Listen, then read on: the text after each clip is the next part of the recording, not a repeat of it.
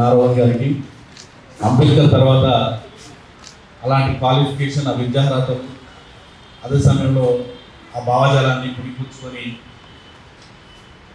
ఎవరు ఏమనుకున్నా కూడా తన నమ్మిన సిద్ధాంతంలో నడిచే పెద్దలు గాలి వినోదన్న గారికి, అదేవిధంగా చిన్నప్పటి నుండి కూడా అంబేద్కరిస్ట్గా ఒక మంచి వక్తగా నాలాంటి వాళ్ళకి ఎంతోమందికి అన్న పుస్తకాలు చూసిన, అన్న మాటలు విన్నా చాలా స్ఫూర్తిదాయకంగా ఉండేది చిన్నప్పటి నుండి. అన్న సీనన్న గారికి, అదేవిధంగా అన్న నమస్కారం, ప్రకాష్ అన్న,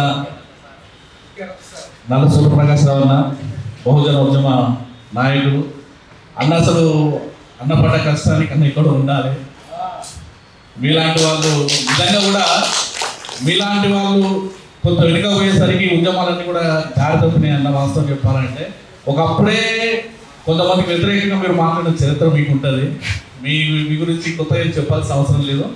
అదేవిధంగా ప్రజలందరికీ నమస్కారం తెలియజేస్తూ, గాలి వినోద్ కుమార్ అన్న భవిష్యత్తులో ఈ విధంగా బహుజన సమాజానికి సంబంధించిన పార్టీలన్నీ కూడా ఏకపక్షంగా నడవాలి, రాజకీయంగా ఒక శక్తి ఎదగాలని చెప్పేసి ఏదైతే ఒక ప్రణాళిక తీసి కట్టుబడి ముందుకెళ్తున్నాడో, బేషరతుగా అన్న యొక్క అడుగుజాడలో నడుస్తూ అన్న తీసుకున్న నిర్ణయాలకు మహాజన సేన తరఫున మీకు కట్టుబడి ఉంటాం.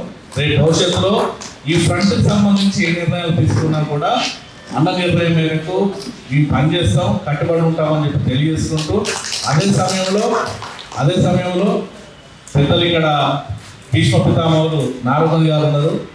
నారదన్ గారిని ముందుగా నేనే అడిగిన, అన్న మనం మీకు పార్టీ నడిపిస్తా అని చెప్పేసి అడిగిన.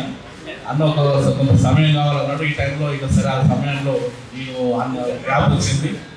ఏదైనా ఒక మంచి నిర్ణయంతో, ఎందుకంటే రాయమల్లన్న ఇట్లా అంటాడు, ఇక్కడ అగ్ర కులాలకు 100 పార్టీలు ఉన్నాయి, 10 పార్టీలు 20 పార్టీలు ఉన్నాయి, బీసీలలో ఇంకెన్ని పార్టీలు వచ్చినా తప్పే లేదు, దళితులు ఎన్ని పార్టీలు వచ్చినా తప్పు లేదు, ఏదో ఒక సందర్భంలో అందరం కలిసి పనిచేసుకుందాం కానీ చైతన్యం కావాలనుందని చెప్తాడు. అదే పద్ధతిలో ఏ పార్టీ నచ్చినా మనం స్వాగతించాలి, అందరం కలిసి పనిచేయాలని చెప్పేసి సందర్భాన్ని గుర్తు చేస్తూ, ఇంతమంది సమావేశం నిర్వహించిన పెద్దన్న అంబేద్కర్ అంటే గౌరవిస్తాం మేము ఎప్పుడు కానీ. అలాంటి పెద్దలు ఇట్లాంటి ఉద్యమాలు ఇంకా మరిన్ని తీసుకెళ్ళి మహాజనవాదాన్ని, బహుజనవాదాన్ని ప్రజలకు తీసుకెళ్ళి రేపు మహాజన రాజ్యాధికార దిశ మనందరం ప్రయాణించాలని చెప్పి మనస్ఫూర్తి కోరుకుంటూ ముగిస్తున్నాను. ధన్యవాదాలు.